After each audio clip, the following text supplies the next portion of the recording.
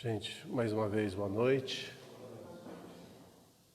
Como de costume, nós vamos agora passar uma esponja em todos os nossos pensamentos. Vamos respirar fundo, vamos ficar tranquilos, para que aqui entre nós reine um ambiente de harmonia e de paz. Que todos nós saímos fortalecidos e vigorados daqui. Mas para isso, que a nossa determinação esteja focada no estudo da noite de hoje. Em todas as afirmações que serão feitas, todos os posicionamentos, todo o contexto que servirá para que nós venhamos a melhorar o nosso aprendizado, o nosso conhecimento, mas reformar principalmente o nosso íntimo, para que nos tornemos pessoas melhores, pessoas mais amáveis, gentis, trabalhadoras. Lembrando que nosso intuito não é simplesmente de nos tornarmos pessoas pacíficas, brandas e neutras. O nosso objetivo é sim sermos pacíficos, sermos brandos, mas sermos ativos na doutrina, ativos no bem. Fornecendo exemplos, passando à frente o nosso aprendizado, compartilhando com todos essa mesma paz, essa mesma harmonia que nós constantemente estamos recebendo dos nossos amigos espirituais, principalmente de Deus, nosso Pai, que fornece-nos tudo aquilo que nós precisamos para o nosso amadurecimento. Que Deus nos abençoe, nos guie hoje e sempre. Que assim seja. Gente, nós estamos no finalzinho do item 1, né? Falando sobre laços consanguíneos. Falta só essa partezinha que eu vou ler rápido aqui para a gente desenvolver a segunda parte hoje e encerrar esse roteiro 4, tá bom? Então, lembrando que nós estamos falando sobre laços consanguíneos, tá? Antes da gente entrar no tema de laços espirituais. A casualidade não se encontra nos laços da parentela. Princípios sutis da lei funcionam nas ligações consanguíneas. Então, aqui está sendo bem claro e objetivo que há algo por trás das ligações consanguíneas nossas, ou seja, dos nossos filhos, dos nossos pais, dos nossos avós, do fato de estarmos ali reunidos em grupo, né? Há algo que nos une, impelidos pelas causas do passado a reunir-nos no presente. É indispensável pagar com alegria os débitos que nos emanam a alguns corações. Há alguns corações, tá? Então, se a gente levar assim todo o texto ao pé da letra, sem atentar aos detalhes, a gente vai falar que estamos reunidos em grupo para um pagar o karma do outro. E não é. É um ou outro, sim. Nós temos dívidas, mas geralmente as famílias se reúnem pelas afinidades, também aqui no plano físico. É indispensável pagar com alegria os débitos que nos emanam a alguns corações, a fim de que venhamos a solver nossas dívidas para com a humanidade. Inútil é a fuga dos credores que respiram conosco sob o mesmo teto. Por que é inútil tentar fugir dos nossos débitos? Porque, olha, nós não caminhamos para um mundo perfeito, que a gente quer um mundo perfeito, onde no mundo perfeito não existe inimizade, não existe sentimento de mágoa, rancor, vingança.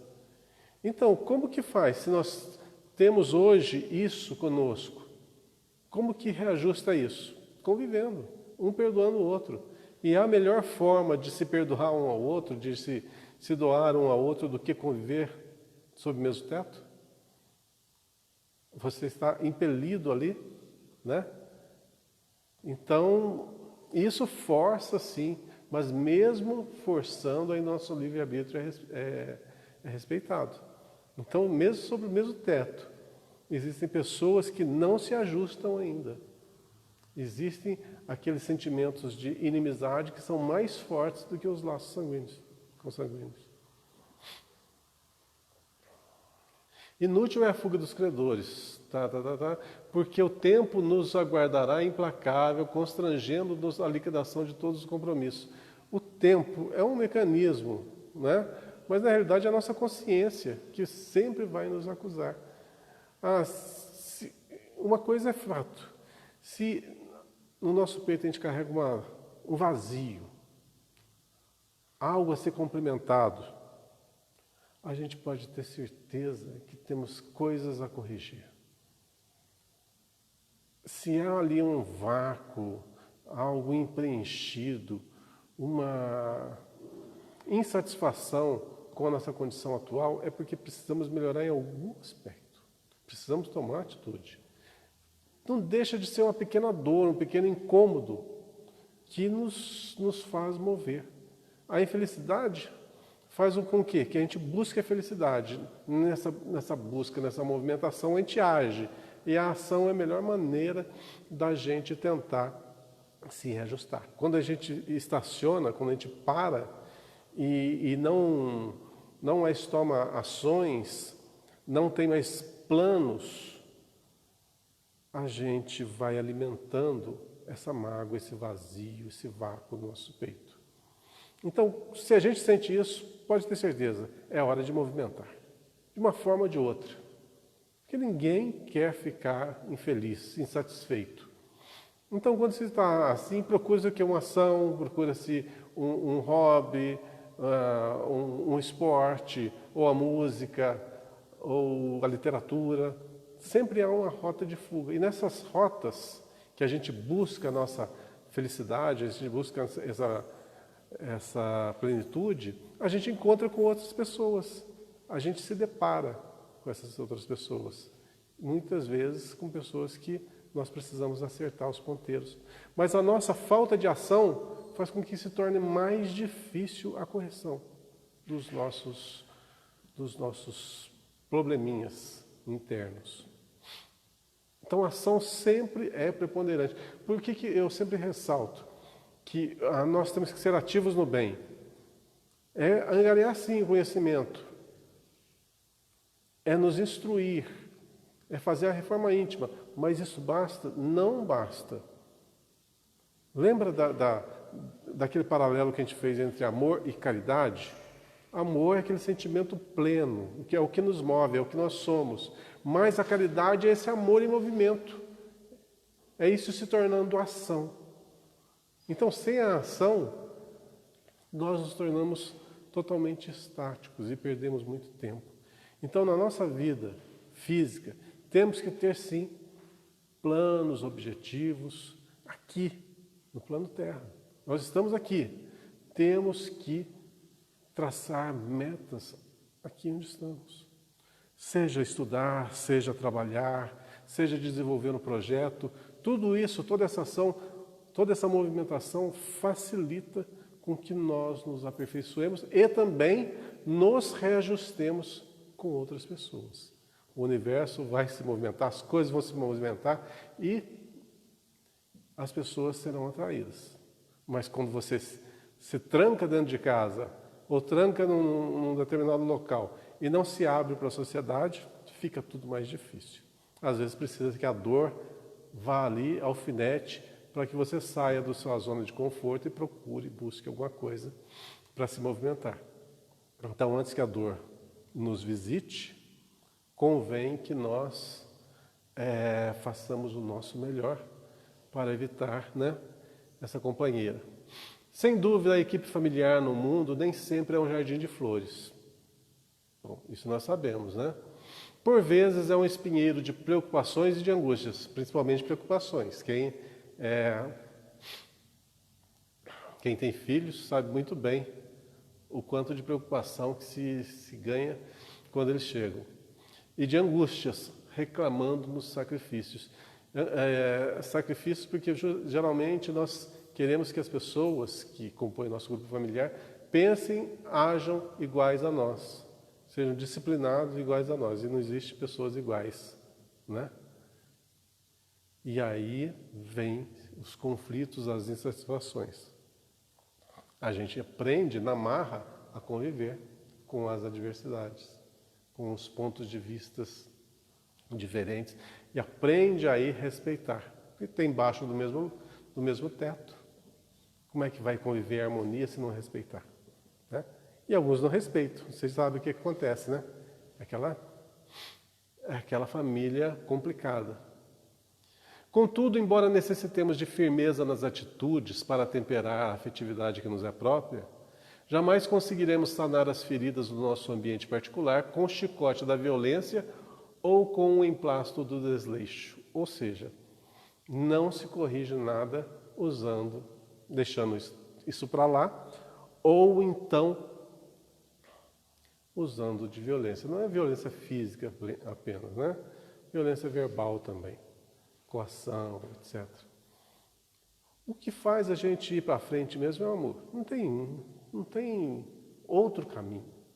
E o amor, logicamente, engloba muita coisa, como nós já vimos: paciência, resignação, tolerância, perdão, etc. Esse conjunto todo que forma a palavra amor. Os parentes são obras de amor que o Pai compassivo nos deu a realizar. Ajudemo-los através da cooperação e do carinho, atendendo aos desígnios da verdadeira fraternidade. Somente adestrando paciência e compreensão, tolerância e bondade.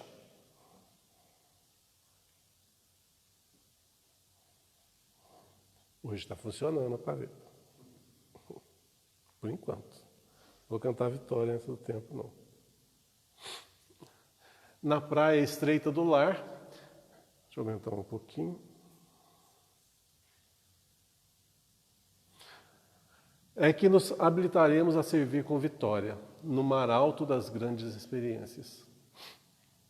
Importa, pois, fazer distinção entre a família espiritual e a parentela corporal. Então vamos fazer essa pequena distinção entre o que é espiritual e o que é simplesmente ligado pelos laços consanguíneos. Nem sempre os laços de sangue reúnem as almas essencialmente afins. Frequentemente, pelas imposições da consanguinidade, grandes inimigos são obrigados ao abraço diuturno sob o mesmo teto. É razoável sugerir-se uma divisão entre os conceitos de família. Viu? Cantei vitória antes? Tem que dar um probleminha, né? Nem sempre os laços de sangue reúnem as almas essencialmente afins.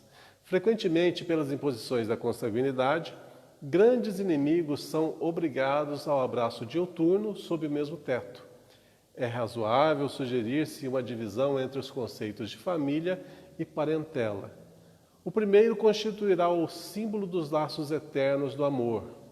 O segundo significaria o cadinho de lutas, por vezes acerbas, em que devemos diluir as imperfeições dos sentimentos, fundindo-os na liga divina de amor para a eternidade.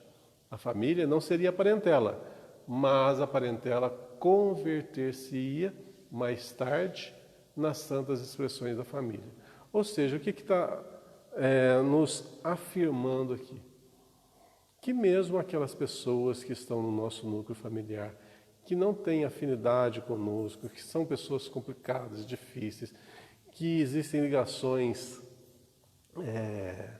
ainda ligadas no rancor, mesmo que seja inconsciente, um dia isso será totalmente nivelado.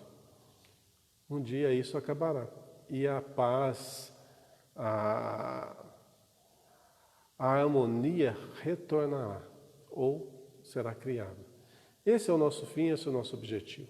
Se hoje a gente ainda anda por aí afora com medo nas ruas de ser assaltado, de ser agredido, não sei quanto tempo levará, mas com a evolução da humanidade, a tendência é que isso se acabe. Porque evoluindo o ser humano, logicamente a empatia vai ser desenvolvida em níveis muito mais altos.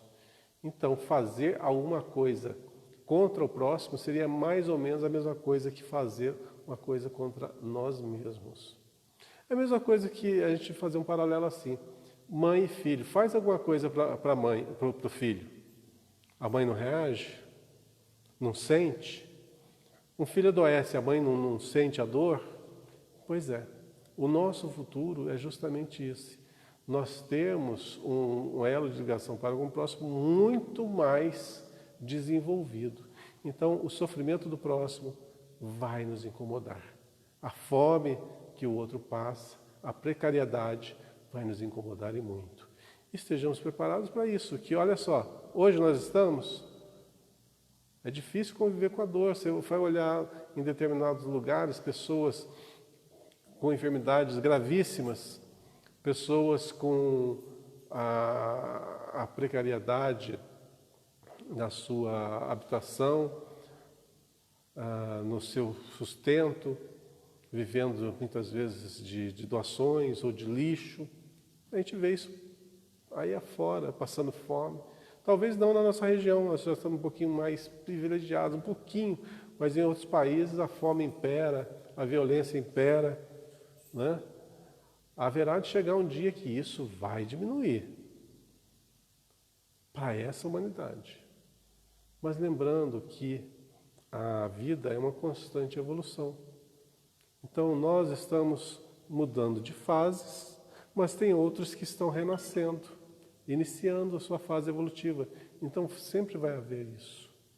Talvez não no nosso plano, no futuro, mas em outros planos vai haver. Então trabalho para nós não nos faltará.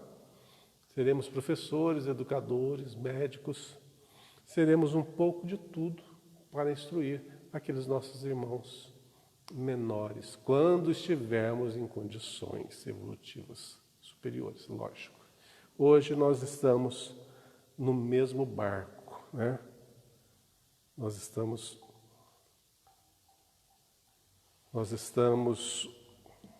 sofrendo das mesmas dores, das mesmas consequências dos nossos atos. No futuro, creio eu, espero que seja breve, já estaremos em condições melhores. Alguns milênios, poucos, 1, 2...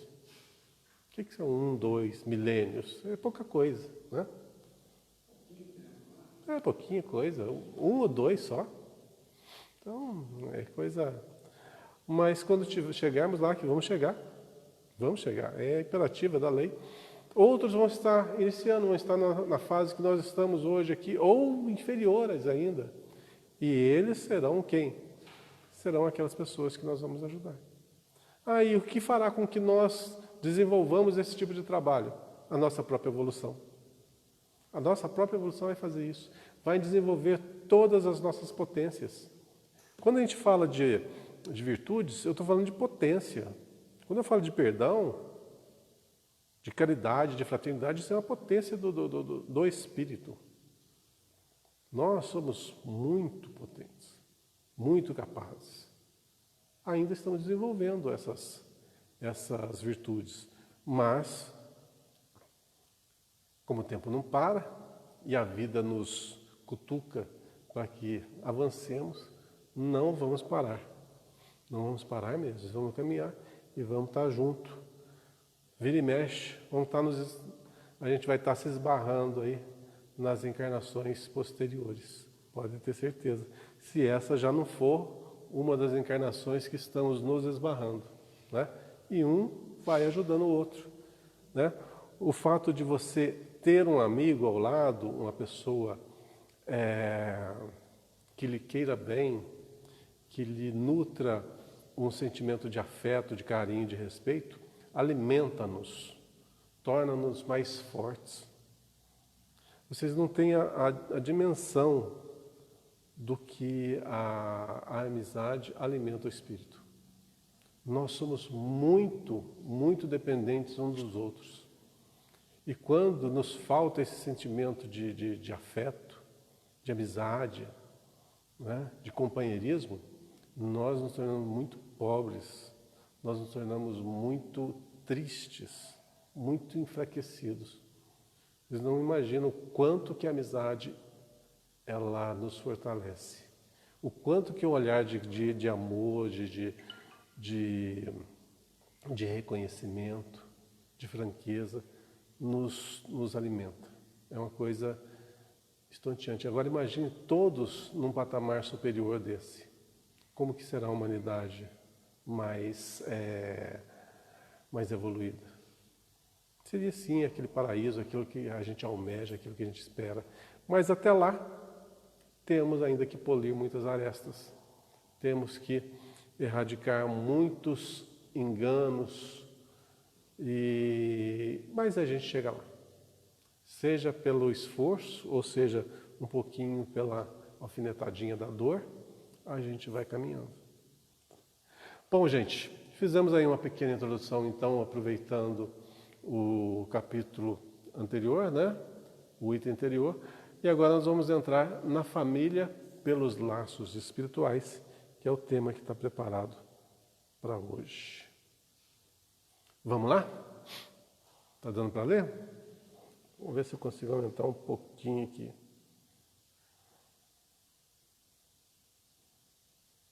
Não dá mais. Ao máximo. Vamos lá. A família pelos laços espirituais. Allan Kardec ensina que os laços espirituais são os que efetivamente mantêm as criaturas unidas, uma vez que vão além das condições biológicas definidas pela herança genética. Vamos ler o que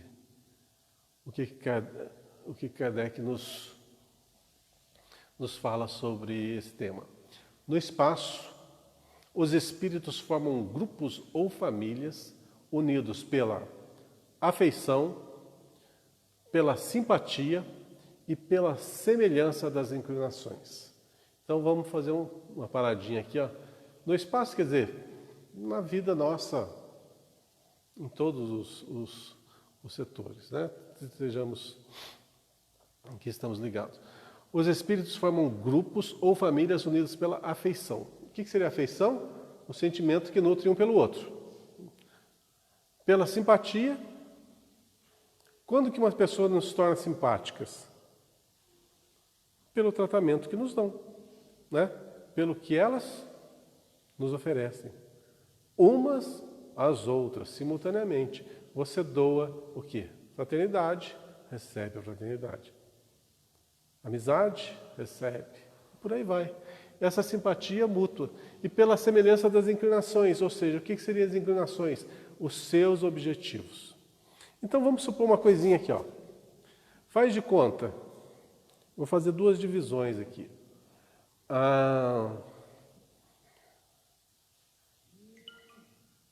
Indivíduos que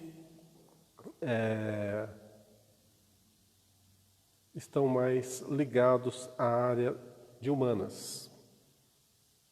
Lidar com seres humanos, são... você sabe, né? O que estudam, o que pretendem. E aqueles que são ligados à área de números, de exatas, né? Você acha que isso aí pode fazer uma divisão entre as pessoas, as inclinações? Ou seja, eu, por exemplo, eu sou mais ligado a exatas do que a humanas, né? Trabalho mais com números do que com pessoas. A área da psicologia, a área da medicina, etc. E aí, ao meu redor, probleminhas técnicos. O Google falando comigo aqui. Bom, faz parte, gente. Então, essas escolhas nossas, essas inclinações para uma coisa ou outra. Tem gente que é ligada à eletrônica, por exemplo. Outro à radiologia. Outro à agronomia. E por aí vai afora. Essas escolhas do que a pessoa mais prefere, essas inclinações, vão criar alguns grupos por afinidade. O que vocês acham?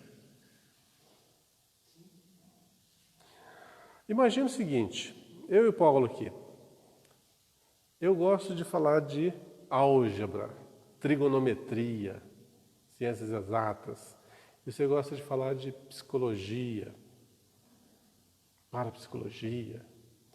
Vai bater nossos assuntos? Aí eu falo uma forma de Bhaskara para você.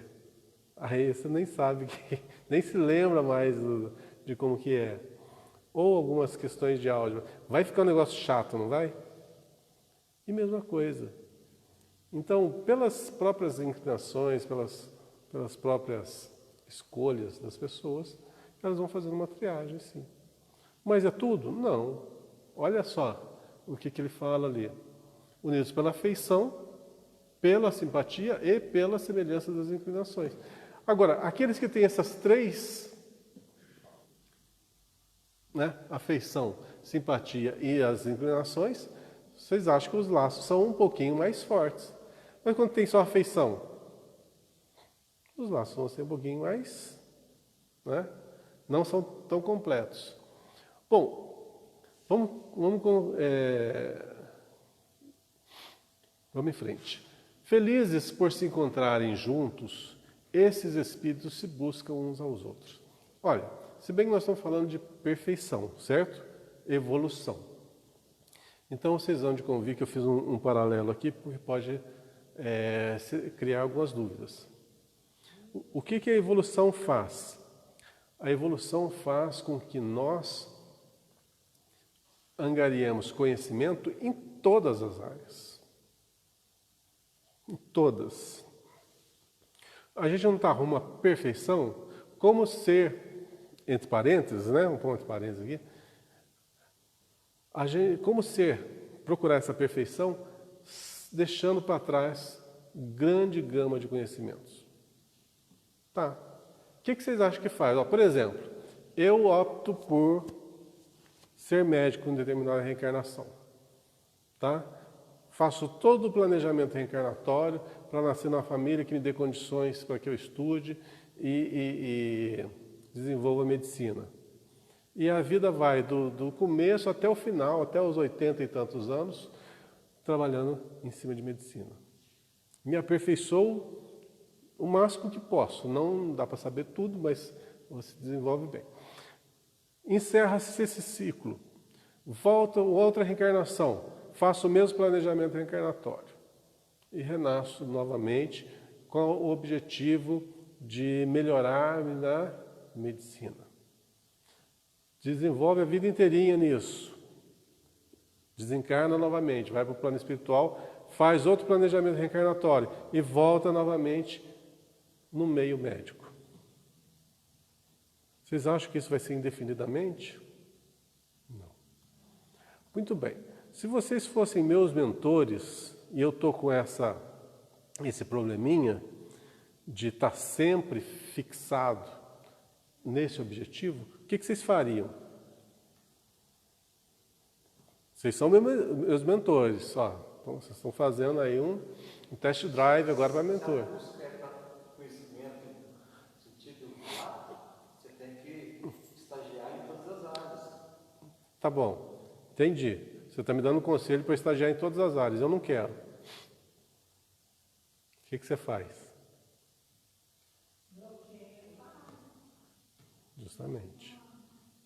Justamente, bloqueia-se essa área. Então, muitas pessoas têm, a maioria, todos nós temos nossas predileções. Então, há feito no próprio planejamento reencarnatório, há mecanismo para que algumas áreas nossas sejam limitadas para que possamos desenvolver outras áreas. Então, isso é muito comum acontecer. Vou falar por mim, tá? Vou falar por mim. Se eu tivesse que escolher hoje, renascer, em qual segmento da sociedade eu iria me desenvolver? A área da música.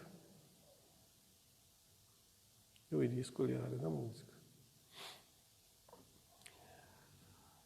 Graças a Deus ninguém me ouviu cantar, e nem vai ouvir, porque é triste o negócio. Ninguém me ouviu tocar nada ainda, porque eu não toco nada, por mais que eu tente aprender. Mas eu tenho, logicamente, uma grande inclinação para isso. Mas, e aí? Isso pode me demonstrar que em outras reencarnações eu tenha estudado música, eu sido um músico ou alguém ligado a isso? Pode ser. Eu posso afirmar isso com veemência? Lógico que não, eu não lembro, não tem como você definir isso como real. Mas, pelas inclinações, a gente já traça um paralelo. Então, a gente sabe que quando a gente se desprende do plano físico, a gente tem uma certa liberdade de ação no plano espiritual, através do desdobramento, né? O corpo está dormindo, o espírito goza de uma certa liberdade. E algumas vezes a gente guarda algumas lembranças dessa excursão que a gente faz no plano espiritual. É muito incomum isso, é muito difícil a gente ter uma real lembrança. Mas eu lembro de um sonho que eu tive. Sabe aquele sonho que você pensa assim, puxa, é muito real? Tem tudo a ver? Você fala, esse sonho não foi assim, uma criação da minha mente. Pois é. Então, eu tive um sonho uma vez que eu estava com um instrumento de corda e estava tocando uma música e cantando, logicamente, essa música, mas era tão bonita, que era uma coisa assim impossível de descrever. E eu não consigo lembrar-me. Quando eu acordei, lembrava, né, de alguma coisa, depois vai sumindo essa lembrança. Então, eu acho, eu só posso falar no achismo, que no passado eu tenha desenvolvido alguma coisa da música, sim. Acho. Mas nessa foi totalmente bloqueada para que eu não fosse para esse caminho. Pode ser verdade, posso estar falando uma grande besteira para vocês, mas é o que eu acho. Então, o que acontece na nossa evolução é isso. Há alguns bloqueios para que algumas áreas tenhamos mais dificuldades de aprendizado e outras abram uma porta maior para que nós nos desenvolvamos. Qual que é o processo para isso acontecer? Desculpa, mas eu não tenho a menor ideia. Isso é um planejamento do lado de lá. Não posso falar de coisas do lado de lá que a gente desconhece 100%. Né? E o máximo que eu ouvi falar foi nos livros do André Luiz, né? Que mesmo assim, palidamente, ele dá uma pincelada sobre esses planejamentos reencarnatórios. Mas a gente sabe que há a possibilidade. Então, poderia se dizer que se você tem uma aptidão, um dom por uma atividade, então aquela é o caminho dessa a ser seguido. Se você tem, vamos dizer assim, o dom está fluindo, você está seguindo nessa toada de evolução, então você pode-se dizer que o planejamento foi isso. Pode-se dizer, né? Quando se junta as duas coisas, você tem essa predileção, você tem essa facilidade, e lhe é dado o campo para você desenvolver, nossa, por isso que tem pessoas aí que já iniciam a vida já compondo, tocando, porque elas já estão com planejamento para ir nesse rumo, nesse sentido. E não só na área da música, a gente vê isso na área da medicina. Crianças aí com 14, 15 anos já se formando em medicina, já entrando em faculdade de medicina, né? Com um grau de conhecimento assim. Você pensa, da onde que vem isso? Né? A gente lê uma bula de remédio e não entende nada, imagina um moleque de 14 anos já saber absurdo sobre o corpo humano. Então, cada um tem a sua facilidade, assim, a sua predileção. Mas, quando a gente vai muito para um caminho só, a gente deixa de desenvolver o outro.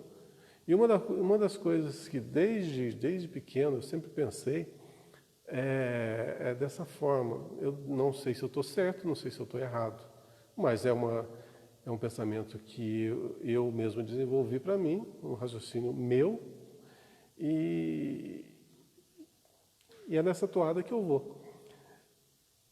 Tem pessoas que gostam de ver 10 anos a 1000 e outros a 1000 anos a 10. Né? Qual que é a minha escolha? 10 anos a 1000? Não. Eu não quero viver intensamente uma coisa só, rapidamente. Eu prefiro saber um pouquinho de cada coisa, mesmo que saiba tudo mal. Mas saiba um pouquinho. Se eu tiver que conversar sobre filosofia, converso sobre filosofia. Se eu tiver que falar de medicina, falo um pouquinho sobre medicina. Se eu tiver que falar um pouquinho de eletrônica, eu falo um pouquinho de eletrônica. Eu sei um pouquinho de cada coisa. Mas tem gente que é só focada numa coisa e desconhece totalmente outra. Eu prefiro saber um pouquinho de cada coisa a seu tempo. Estou certo, estou errado? É escolha. Essa foi a minha escolha. Eu não gostaria de viver uma vida assim, só num caminho.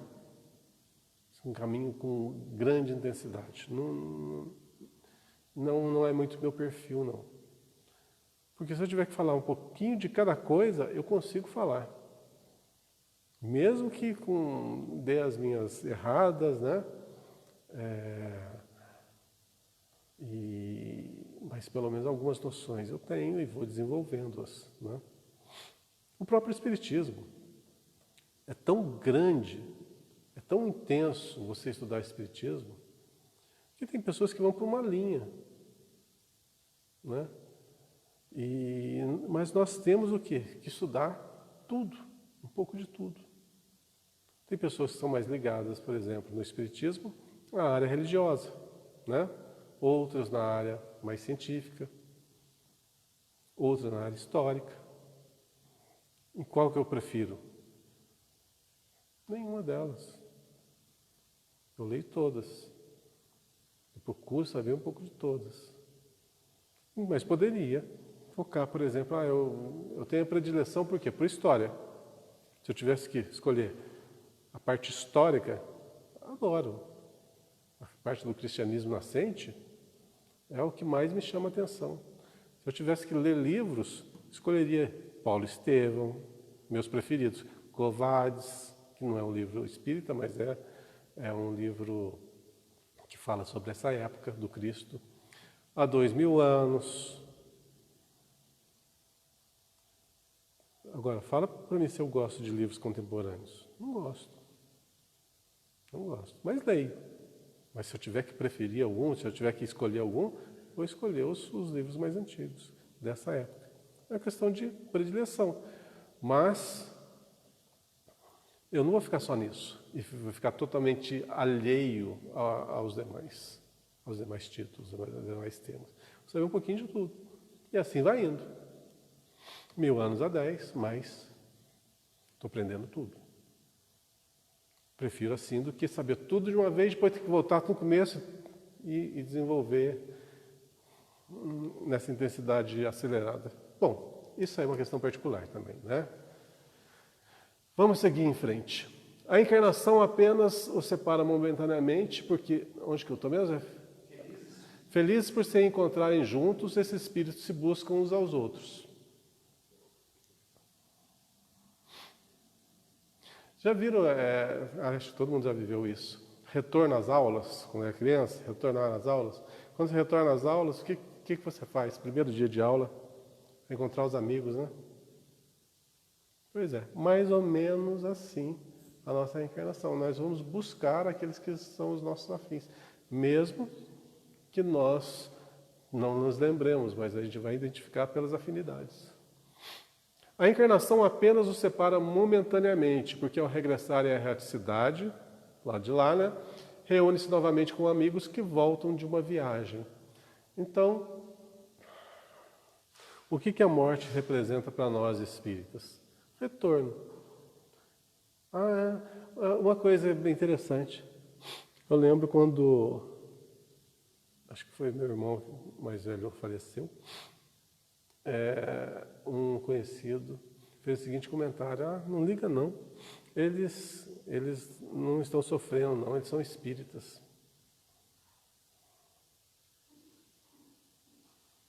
Falei, tá, espírita não tem sentimento.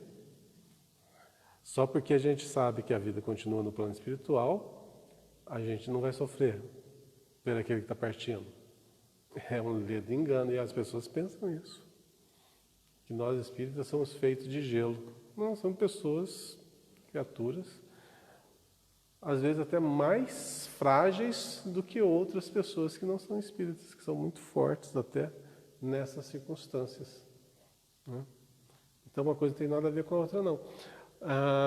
Mas o retorno à pátria espiritual só constitui um motivo de medo quando a gente tem nossa consciência pesada. Porque a primeira coisa que a gente pensa é o seguinte: será que eu vou para o umbral?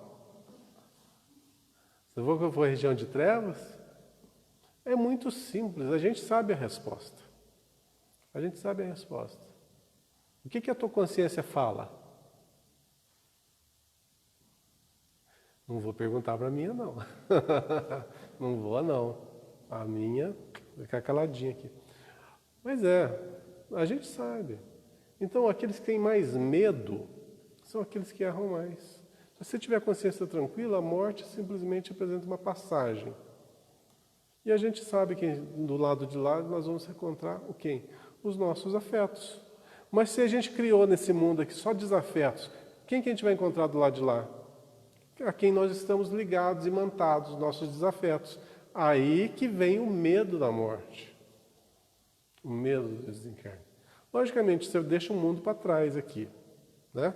Esse mundo conhecido nosso é esse aqui. O outro é desconhecido, entre aspas, né? Nós não temos lembrança. Então, estamos entrando numa coisa que a gente conhece, lógico que conhece, mas não se lembra. Então, é como se fosse desconhecido. E, logicamente, o medo do desconhecido existe.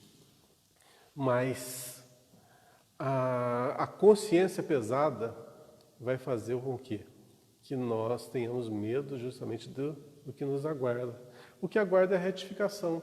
E como você vai retificar? Vai estar unido aos desafetos, aos problemas, àquilo que você criou. Então vai ser só punição? Não, não é. Porque é uma balança aí. Os atos falhos e os atos bem-sucedidos. Né? Uma coisa compensa a outra. Então, fazer o bem compensa? Compensa. Compensa sim. Mas por interesse? Não. Tudo que você faz por interesse perde o valor. Agora, o que você faz espontaneamente, está ali, gravado, e você nem se dá conta. Nem se dá conta. Há uma historinha de uma pessoa que estava perdida na floresta havia vários dias. E ela já estava sem água, sem alimento, morrendo de fome. E não encontrava uma saída daquela floresta. Ia morrer ali perdido. Até que certo dia passa, assim, um destacamento com muitas pessoas, né, a cavalo, e encontram com essa pessoa perdida. Era o rei e seus súditos que estavam fazendo uma caçada por aqueles lugares. E o rei, ao ver aquela pessoa perdida, para de frente a ele, e essa pessoa clama-lhe algum alimento, porque ele estava morrendo de fome, há muitos dias sem comer. E o rei, com certo asco, mais para ficar livre da pessoa do que para ajudar, remexe lá o seu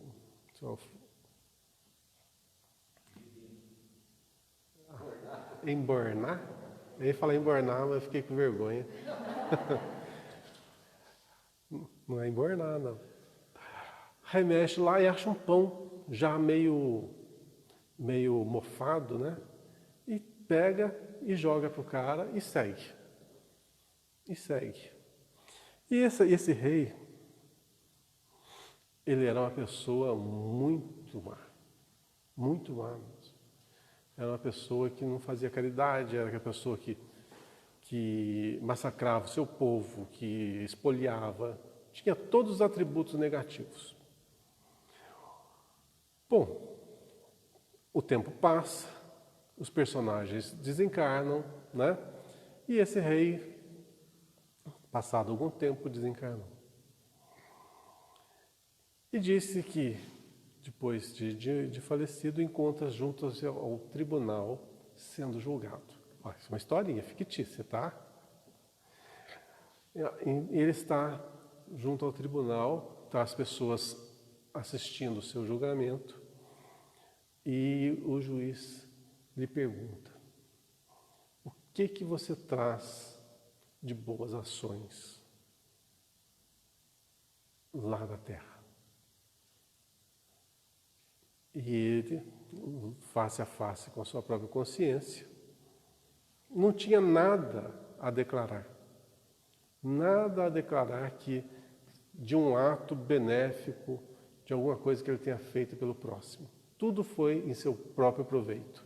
Viveu a riqueza, usufruiu do poder, de tudo em seu benefício. Mas para o próximo, na realidade, não fez nada. E o juiz já ia sentenciá-lo. Já ia proferir a sentença. E eis que lá do meio da multidão, uma pessoa se levanta e fala: eu tenho algo a falar para esse homem. Esse homem salvou a minha vida. Eu devo a ele a minha vida.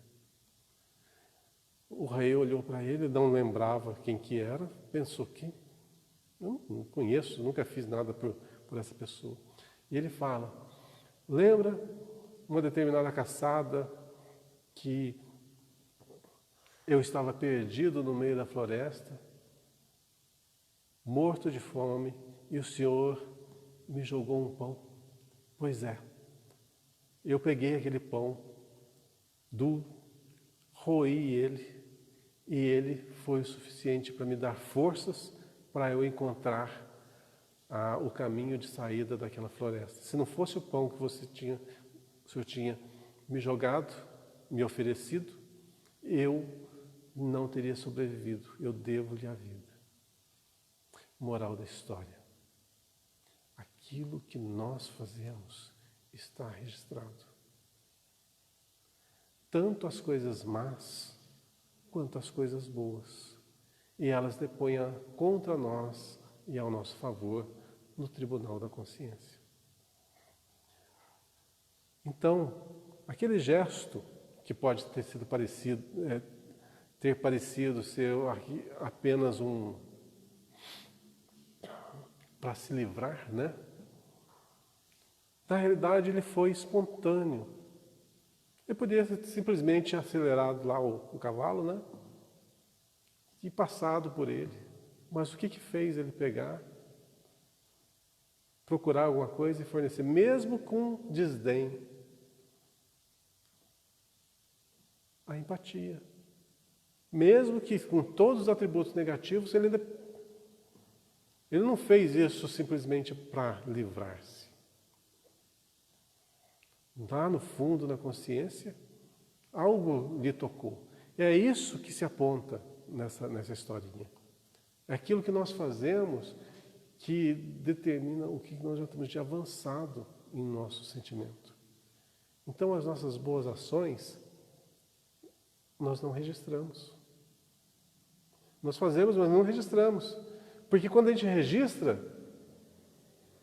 é sinal que a gente fez por interesse. Então o valor vai ser grande para quem está recebendo, mas para nós, por interesse, não vai ter o devido valor. Vamos seguir então. Muitas vezes até uns seguem a outros na encarnação. Geralmente nós temos alguns afetos reencarnados juntos. A gente precisa de um ombro amigo, precisa de um sustentáculo também. Porque sozinho é difícil. A gente se auxilia mutuamente. Vindo aqui reunir-se numa mesma família ou no mesmo círculo, a fim de trabalharem juntos pelo seu mútuo adiantamento. Se uns encarnam e outros não, nem por isso deixam de estar unidos pelo pensamento. Os que estão livres velam pelos que se acham em cativeiro. Por isso nós temos muitos afetos no plano espiritual. Quem que vocês acham que é o nosso mentor espiritual? Não é alguém ligado a nós ou é um funcionário público do plano espiritual que foi designado para nos seguir? Lógico que não. Estamos ligados, sim, por alguma coisa, por algum laço de afinidade. Posso afirmar isso com 100% de certeza? Não posso, não tem como. Mas a lógica diz que é assim. Um caso ou outro pode ser diferente. 100% nunca se há 100%. Mas a grande maioria é pelos laços da afinidade.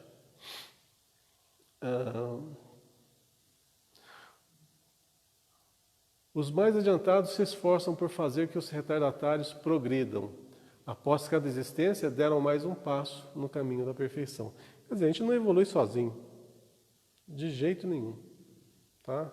E um auxilia o outro. Né? Nas questões que eu sou mais desenvolvido, logicamente, eu repasso um pouco desse conhecimento ao próximo. E recebo do próximo também ensinamentos e aprendizados novos que me faltam. Nos processos primários da evolução humana, as vinculações familiares são muito tênues. Lá nos primórdios, né? Praticamente inexistentes. A gente vê isso muito estudando um pouquinho de história. Né? Como que era a sociedade lá no passado. Hoje os vínculos são muito mais fortes, vocês não acham? 100%? Nunca 100%. Nunca a gente fala 100%. Tá. Quer dizer que uma família lá nos primórdios poderia ter uma ligação muito grande entre um e outro? Poderia, sim. Alguém pode me citar um exemplo? Como que isso aconteceria? Duas pessoas só duas, reencarnam 3.000 anos antes de Cristo. E os laços que unem essas duas pessoas são tão fortes quanto que nos unem hoje nos tempos atuais. Como se explica isso? Aqui está falando que, nos processos primários da evolução, as vinculações são muito tênues, praticamente inexistentes. Eu estou afirmando o contrário. Não estou afirmando o contrário? Estou afirmando o contrário. Quando que isso poderia acontecer?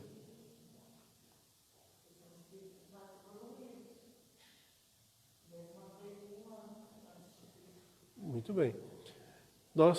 A grande maioria de nós somos exilados de Capela. Então, mesmo estando reencarnados em corpos primitivos, somos espíritos, ou fomos espíritos, né? Que já tinha uma idade considerável, já tinha feito uma evolução em outro orbe. E renasceu aqui. E essas duas pessoas renasceram, né? Próximos. Então os vínculos podem ser muito maiores do que esses teriam com outros, os primitivos, ou outros exilados que não tivessem nenhum vínculo? Sim. Então aquelas histórias maravilhosas de antigamente, né? Aquelas fábulas, aqueles romances, poderiam ter sido verdade? Poderiam. Poderia ter sido aquele amor mesmo, aquela coisa forte? Poderia. Mas aqui o que se trata no texto é o ser no estágio primitivo. O espírito, estou falando do espírito, não o corpo. O espírito, nos primórdios ali da evolução, ele realmente os laços são muito tênues. Mas isso também nos dias de hoje, você em alguns pontos do planeta, quando a gente tem alguns seres ainda uma certa ignorância, Sim, e a gente vê é. também Porque isso é uma propriedade do espírito, né? À medida que o espírito vai evoluindo, esses laços vão se estreitando. Então, mesmo aqui nós estamos em 2020, existem espíritos primitivos reencarnados no planeta? Existem. Nós sabemos que existe. Em que a vida humana é uma coisa assim muito banal, até no nosso convívio aqui no nosso país, na nossa cidade, no nosso estado, isso existe. nesses casos quando a gente vê, vamos dizer, um caso mais né, no interior, né, uma certa região, mesmo no Brasil, porque abuso de pai com filha. É algo que é um espírito, na verdade, não tão evoluído. Olha, esse é um problema assim que para a gente chegar ao fundo teria que analisar a pessoa. Então eu vou citar um tipo, existem N tipos de pessoa. Pessoa que evoluiu muito na área intelectual e zero na área moral. Se ele não tem uma moralidade que o cerque, que o barre de algumas atitudes, ele vai se achar uma pessoa poderosa e que pode fazer tudo o que quiser. Então, se não tem a moral ali que cerceia as suas vontades, ele pode se tornar um agressor, um pedófilo, ou qualquer coisa ligada a isso, mas não ser um espírito tão atrasado. Ser um espírito, assim, até certo ponto, que já desenvolveu uma grande parcela da sua evolução na área intelectual. Mas falta a parte moral. Quer dizer, ele evoluiu? Evoluiu. Convive conosco, trabalha, uma pessoa totalmente normal. Mas em alguns aspectos comportamentais, é ainda um primitivo. Entendeu? Então, que se tirasse ele da civilização e colocasse numa tribo isolada qualquer, o que ele faria? Ele estaria ambientado. Foi o que aconteceu no degredo, no êxodo, aqui para o planeta Terra. Eram espíritos avançadíssimos na área intelectual, mas muito pobres na área moral. Vieram por quê? Para um planeta primitivo, perderam tudo que eles tinham conquistado, das tecnologias, do conforto, para construir um novo mundo. Aí houve uma oportunidade de recomeço, de se reequilibrar. Então, foi uma decisão muito interessante essa do degredo. E ela surtiu efeito. Só que tem espíritos ainda que estão reencarnados aqui no nosso planeta, que são oriundos lá de Capela e que ainda não se modificaram. Vejam só.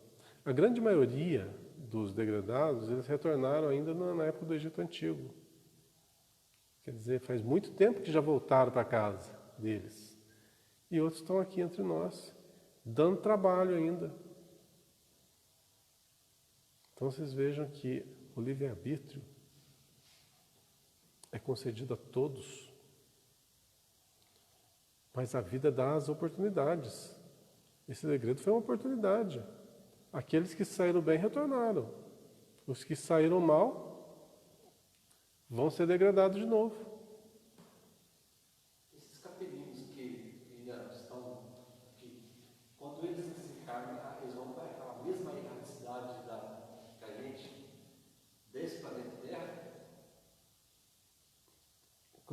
encarnar. Então, Paulo, a questão da onde que eles vão, onde que eles ficam, é a questão da dimensão espiritual, é feita por várias camadas, né? De acordo com o seu peso, o seu peso espiritual, ele vai ser atraído a determinada dimensão. Então ele vai ficar assim na erraticidade do plano Terra, ele tá aqui aprisionado, daqui ele não sai, né? E pelos mecanismos que ele possa utilizar, ele poderia sair num novo expurgo, num novo êxodo, né? Ou seja, retirado por alguém. Mas ele permanece, sim, na crosta, no plano Terra,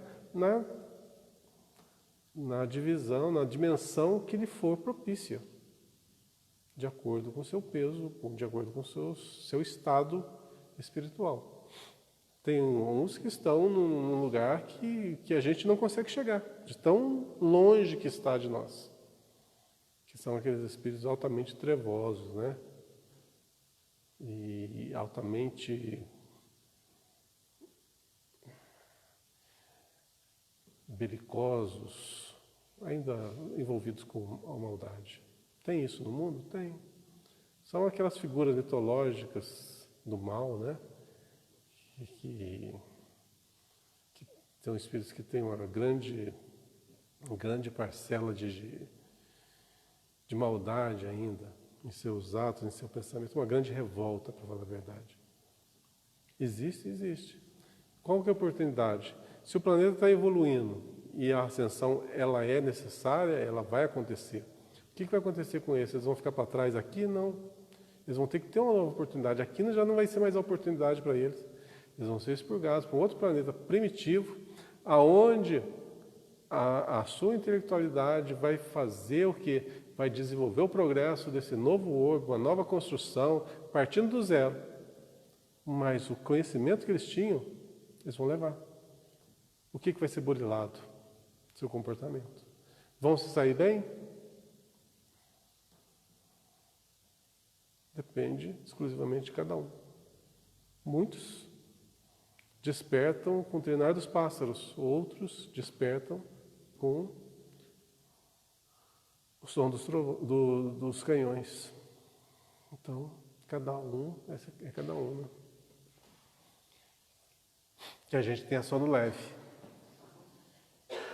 Nos processos primários da evolução humana, as vinculações são muito tênues, praticamente inexistentes. Aqui que eu parei, né?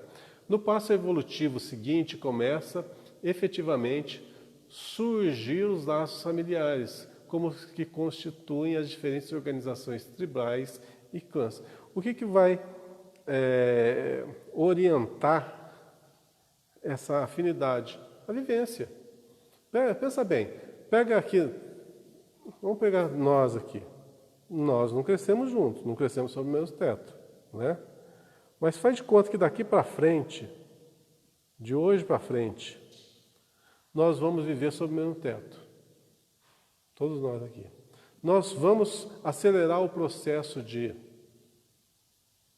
estreitamento das afinidades? Vamos acelerar. Então a família é um processo de aceleração?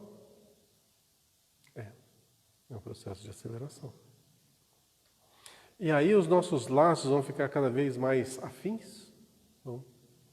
Por exemplo, aqui entre nós, eu gosto de história, quem gosta de história aqui? Eu, Geraldo e Lenise gostamos de história. A gente vai estreitar mais os laços nessa área? Vai. Quem gosta de matemática?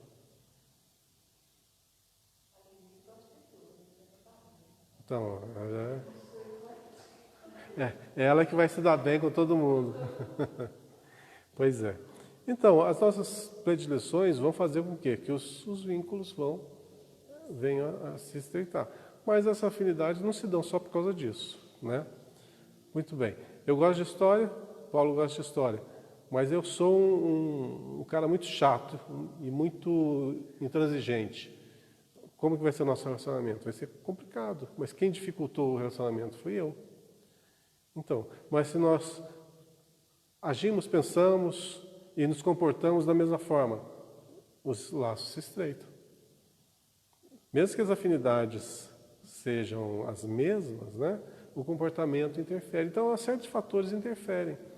Então, quem que vai ficar no frigir dos ovos ali, né, da passagem de encarnações, quem que vão ficar? Aqueles que forem cultivando o maior número de afinidades. Aí se nasce as famílias espirituais. Okay? Outros vão deixados assim, pelo caminho. A gente vai estreitando os vínculos com aquelas pessoas que mais se afinizam conosco. Então, é tipo assim, você entra num colégio, na sua classe lá tem 40 alunos. Você vai estreitar suas relações com 10, 12. Mesmo que você conheça todo mundo, com aquele que você vai fazer os trabalhos, que você vai conversar, que você vai se divertir, é com um grupo mais reduzido. É mais ou menos isso, tá, a vida. Nesta posição, o inimigo ou amigo do grupamento está nitidamente delineada, ainda que em momentos específicos se estabeleçam ligações transitórias, motivadas por diversas necessidades e interesses comuns com outros grupos. Há necessidade, então, do intercâmbio? Imagine se a gente não fizesse intercâmbio. Pega aí 40 pessoas só. Meu grupo, minha família espiritual é 40. E essas 40 pensam mais ou menos igual a mim. Gostam de história, gostam de esporte e detestam um tanto de coisa. Muito bem. Esse detesta um tanto de coisa vai fazer com que a gente não desenvolva as nossas potências nessa área. Por exemplo, eu não gosto do quê? O que eu não gosto? Deixa eu ver uma coisa que eu não goste. Não. Isso aí é impossível de gostar. Isso foi uma coisa assim, que não há intercâmbio que faça eu gostar disso. Quem gosta de funk vai me crucificar. Bom, mas o fato é o seguinte: a partir do momento que você convive com as diferenças, e você também interfere nesse meio, tá? Você dá uma certa colaboração para que tudo dá a sua contribuição e recebe, logicamente, a contribuição alheia do próximo. Então, no intercâmbio, a gente doa e a gente recebe. Quando a gente se circunscreve a um grupo muito reduzido, o que a gente vai fazer? A gente vai evoluir só naquela reta.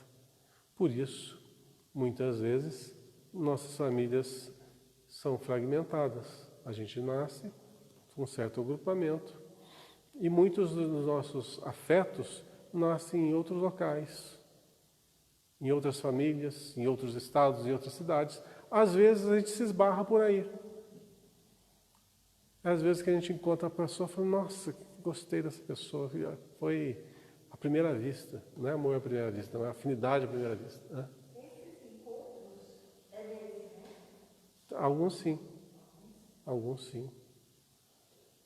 Com esses espíritos afins que a gente pensa, já que estão separados. É difícil de responder essa pergunta, sabe? É difícil. Sinceramente, eu não sei o que rege essas coisas. Seria esses intercâmbios por misericórdia, por justiça divina. Né? Então, você vê, hoje a humanidade já faz esses intercâmbios, principalmente no grupo estudantil. Já sai daqui, vai para lá, vai para cá. Lembra a historinha que eu contei aqui do Zé, da Maria e da outra lá, que eu esqueci o nome? Né? Que o Zé casou-se com a Maria, mas ela estava programada de casar com outra pessoa. Vamos trazer isso para uma condição mais presente. Faz de conta que nós tenhamos a predileção por pessoa tal, X. É a pessoa X. Se eu tivesse que escolher alguém para ficar junto, era a pessoa X. Eu reencarno e a pessoa X reencarna. Mas eu, convivendo novamente com a pessoa X, eu não vou desenvolver algumas coisas, não vou quitar alguns débitos, não vou me interagir com outras pessoas que eu preciso interagir. Então o que acontece? Eu renasço e a pessoa X renasce em outro lugar, totalmente afastado, totalmente distante. E eu desenvolvo minha vida totalmente longe da pessoa X. Aí passa 10, 20, 30 anos, uma determinada ocasião da minha vida, a gente se cruza e eu reconheço a pessoa X. Só que eu já tenho uma vida totalmente constituída e a pessoa X tem também sua vida totalmente constituída, mas você nota que ali há uma afinidade muito grande. Então aquilo passa e vai. Ela tem sua vida, você tem sua vida, né? Mas em determinado espaço de tempo pode ser que isso aconteça. Então a gente vai saber identificar pelos laços que são muito mais fortes do que os laços físicos, muito mais fortes. Você identifica na hora. É muito certeiro, né? Essa sensação, esse sentimento. Mas tem pessoas que passam a vida inteira e não têm esse contato. Muitas vezes a pessoa X, se é que existe uma pessoa X, tá? Estou falando só em hipótese, muitas vezes essa pessoa X está no plano espiritual, velando por aquele que está reencarnado aqui. Quer dizer, as condições que nós vivemos aqui no plano físico variam ao infinito, então não dá para se atestar nada. Ah, se você se encontrou por merecimento? Não sei.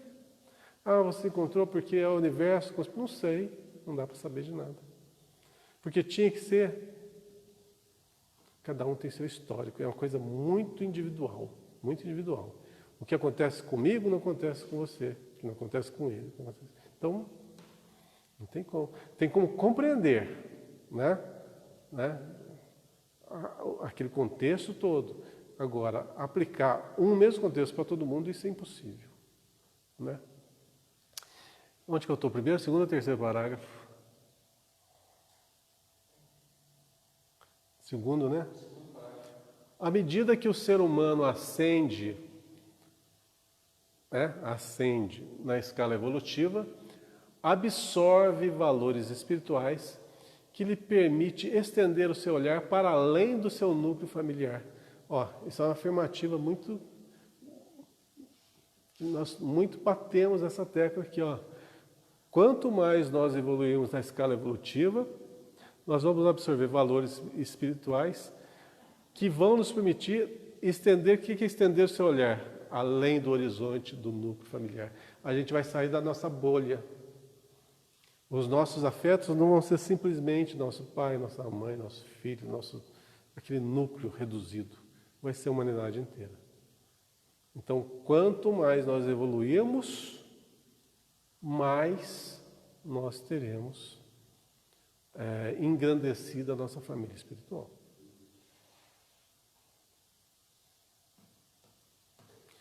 Família grande, grandes problemas, né?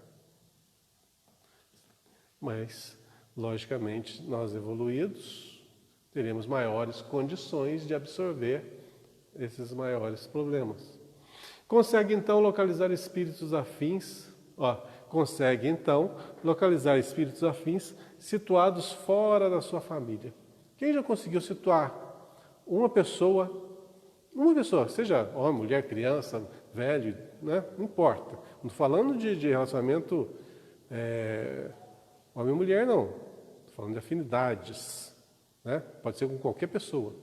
Quem identificou pelo menos uma pessoa que você tem uma afinidade muito grande fora do seu núcleo familiar ou de amigos próximos? Ninguém? Já? Não? Não? Já? Já, André?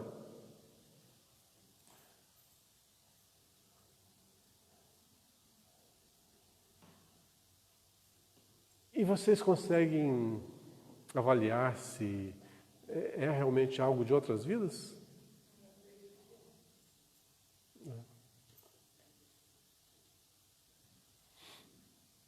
A gente é uma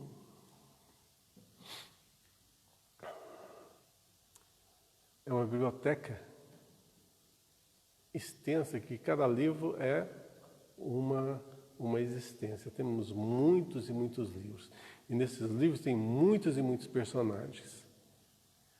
Tem muitas pessoas que são figurantes, tem muitas e muitas pessoas figurantes, mas tem muitos que são protagonistas. E quando a gente encontra um desses protagonistas, a gente consegue identificá-los. Que está tudo registrado nos livros da nossa vida. Ou seja, nos nossos sentimentos, na nossa memória espiritual. Com este reconhecimento, inicia-se então as ligações. Por que a gente consegue reconhecer? Olha, isso é uma coisa que está bem intrínseca na gente, está bem lá no nosso fundinho, né? Está bem escondido no nosso âmago. Gastei agora, né? Está bem escondidinho lá. O que proporciona que a gente identifique? A nossa libertação da materialidade. Quanto mais nós nos libertarmos do materialismo, mais a gente consegue ampliar as nossas faculdades espirituais. Então, o espírito se sobrepõe à matéria. A matéria vai sendo mais o quê? Um objeto do espírito. Hoje, encarnados que nós estamos, está uma mescla aqui. Nós temos o nosso corpo físico nos impondo certas coisas, certas condições, que nós assimilamos e cumprimos. Porém, à medida que nós vamos nos libertando desses laços, os laços materiais vão se enfraquecendo, os laços espirituais vão se fortalecendo. Então, quanto mais nós estivermos nos desligando do materialismo, mais nós vamos estar dando asas às potências do nosso espírito. Então, essa propriedade de identificação dos nossos afins vem muito do que de nós renunciarmos às coisas mais físicas, mais materiais, e dar um pouquinho mais asas aos nossos sentimentos.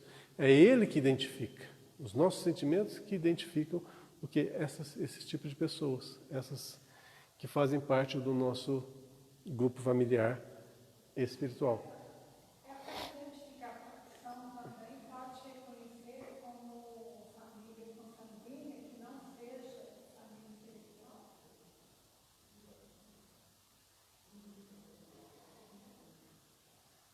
Como assim? Eu não entendi bem a pergunta. Um familiar próximo que você tem que entender nada de você. Não, sim. Não é da sua família. Isso é o mais fácil de identificar. Porque tudo que é mais grosseiro, mais denso, por exemplo, o desafeto, a desarmonia, tudo é mais fácil de ser notado do que a sutilidade, né? Então, quando existe no nosso grupo, boa noite, no nosso grupo familiar, nosso grupo social, pessoas que não se identificam, a gente sente muito fácil, porque as afinidades não batem, né? O comportamento não é aquele comportamento que você gostaria, que você aprova. Então, fica muito fácil de identificar. Agora, as coisas mais assim do espírito são coisas mais sutis. Se a gente tiver muito materializado, muito envolvido com as sensações, da matéria, a gente não dá o devido valor, né, a essas coisas, essas questões. Então, convém que nós nos espiritualizemos um pouquinho, nos melhoremos, aí a gente consegue realmente divisar. Aí você olha para a pessoa e você sente aquela afinidade. Resumindo, é o seguinte, quando a gente olha só para nós, a gente está preso só no nosso egocentrismo, né? No nosso egoísmo, a gente não consegue ver os que estão à nossa volta. Então, quando a gente evolui, quando a gente se liberta dessa vaidade, desse orgulho exorbitante, a gente começa realmente a divisar quem está à nossa volta, identificar os sentimentos do próximo, que batem com o nosso e por aí vai. Então, os desafetos são muito mais fáceis de serem reconhecidos, com toda certeza. Porque aí, junta-se com o nosso, né? Como nós temos uma grande gama ainda de coisas a serem buriladas, elas se identificam e fica fácil da gente entender. Uma pessoa mais espiritualizada, mais evoluída, quando se encontra com uma problemática desse nível, ele compreende, ele aceita, ele dedica amor. Quantas e quantas mães aí que têm filhos problemáticos e ela não vê o filho como um problema, né? Porque o amor suplanta, supera.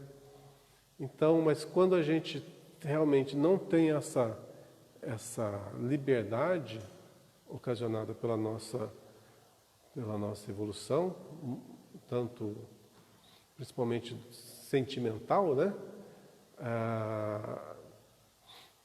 A gente se liga mais pelos desafetos, então é muito mais fácil essa identificação.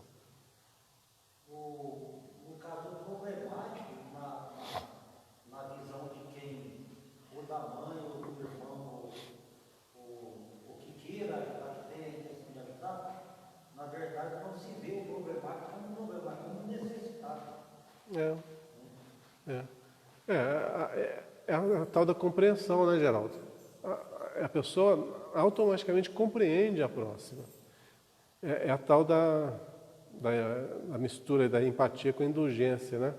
Você consegue se colocar no lugar da outra pessoa, sabe o que ela pensa, sabe o que ela sente, sabe o que ela está passando, que fase que ela está desenvolvendo. E você, logicamente, aí vai compreender as ações da pessoa e não achar ela como se fosse uma pessoa voltada para a indisciplina, voltada para o mal, mas apenas uma pessoa que está passando por aquele estágio e que merece todo o amparo, merece toda a dedicação para que supere essa fase. Isso aí principalmente pela mãe, né? Principalmente. A mãe, É o familiar mais comum a mãe, o pai, né? de enxergar as necessidades daquele problemático, não os problemas. Sim. A própria ligação consanguínea já faculta, né? Já faculta isso. E por estar sob o mesmo teto, por conhecer desde sempre, né? Desde que nasceu. Então, conhece muito bem o ser que está ali. E os laços afetivos, lógico. Que a gente não dá para dimensionar o elo de ligação que eles têm, né? Qual que é a distância desses elos. Porém, é tão complexo essas coisas quando a gente começa a esmiuçar, né? Que é difícil de generalizar. A gente tem que dar só uma geralzinha assim e entrar caso a caso para poder compreender, né? Na questão da hipótese, o que a gente faz? A gente lança um exemplo, mas esse exemplo se ramifica. Depois você tenta explicar essa ramificação, que ramifica de novo, e assim vai. É muito complexo as coisas. Então a gente está vendo mais ou menos assim uma coisa bem generalizada. Em processo evolutivo mais adiantado,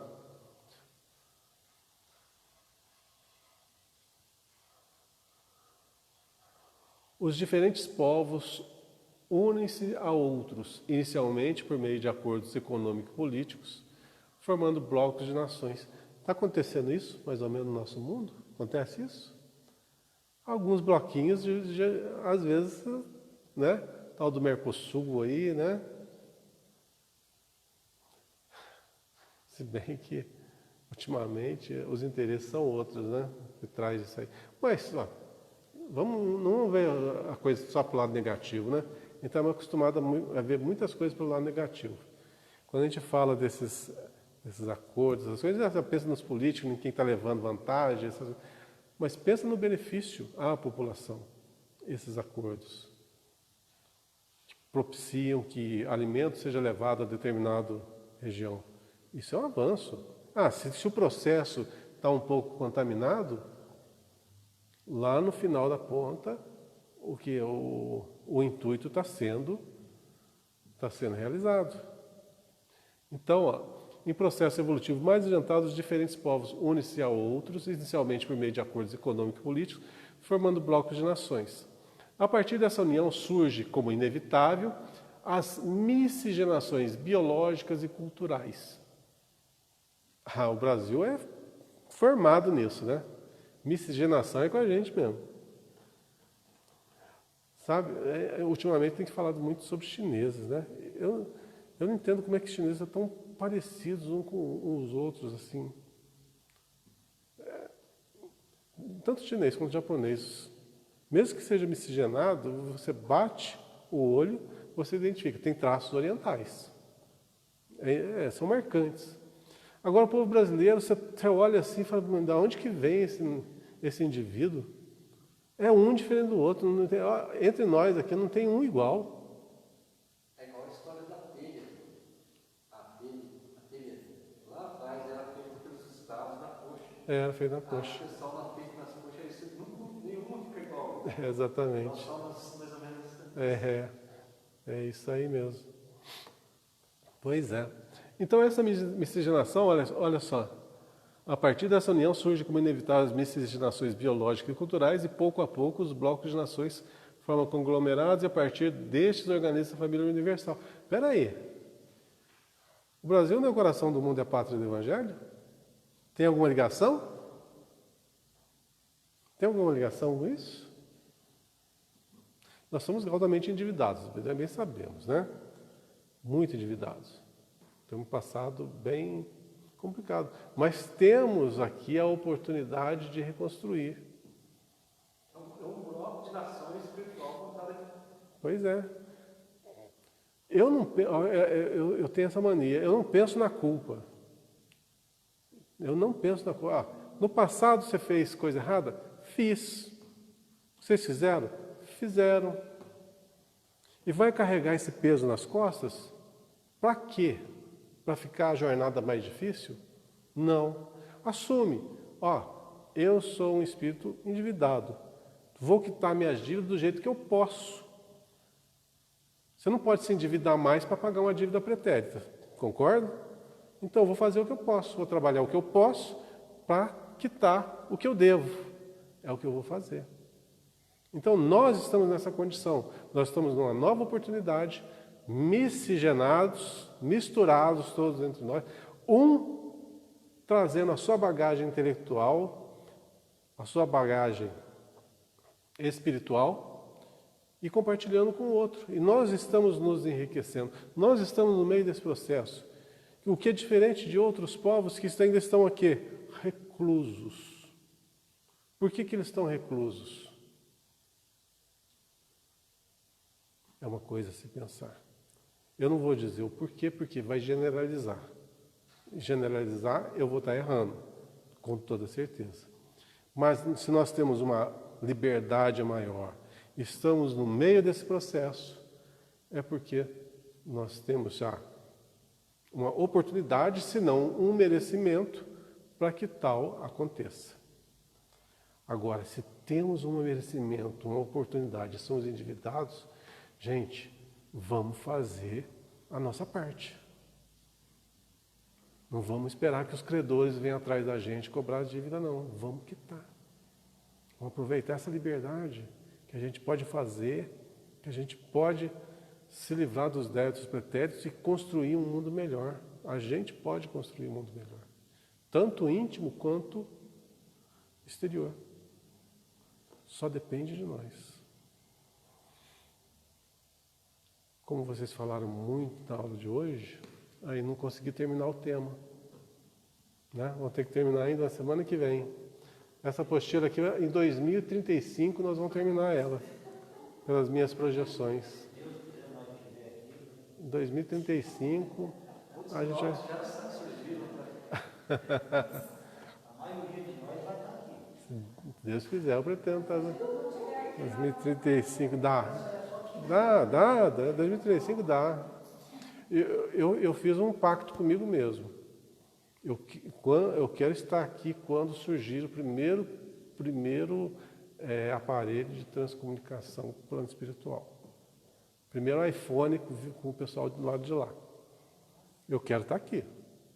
Na hora que acontecer isso, falar, agora eu posso ir embora, porque de lá eu posso ligar para cá. Posso fazer a chamada de vídeo aqui com o pessoal daqui. Bom, no plano espiritual isso já existe. Você sabe que a tecnologia apenas tem que chegar a ser descoberta por nós aqui. E isso acontece o quê? Com ação. Sem ação, não acontece. Depende só de nós.